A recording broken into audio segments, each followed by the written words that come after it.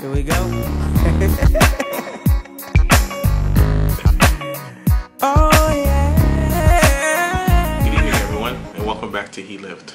Today I'd like to look at one of my favorite stories.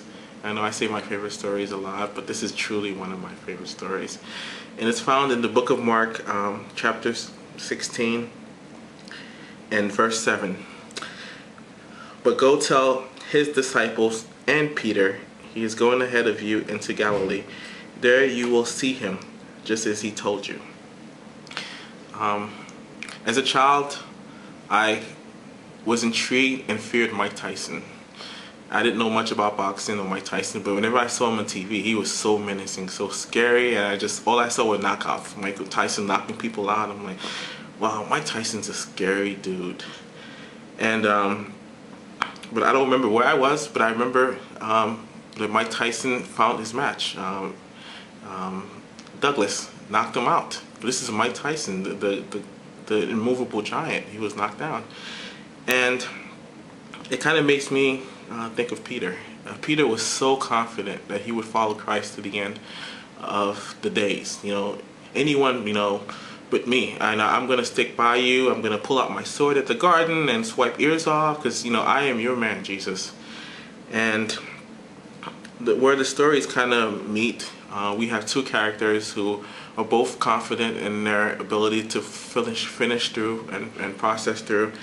And Mike Tyson's, if you know much about Mike Tyson, since that happened, he hasn't been the same. He's never been able to recapture his glory, never been able to get back to the top of his game. But Peter is a completely different story. And I just love this verse, in which a word that I've never seen before, where it says in verse 7, it's like, but go tell the disciples and Peter. And Peter was distinctly pointed out there because Christ knew how Peter felt. How he felt after denying Christ, after betraying Christ, and just the agony he must have been in, that Christ made a special catering to him. And the book of Mark is believed to be the transcribed works of Peter himself, and Peter had to put that in there to show that even when the greatest failure occurs in your life, that you can bounce back with the help of God, and that God was in his corner. God was cheering him on, and even though he had faltered, God still had great things planned for him.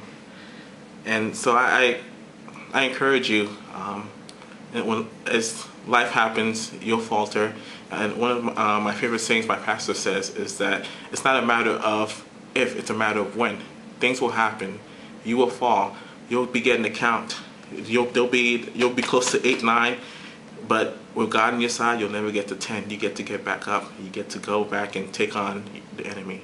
For you I will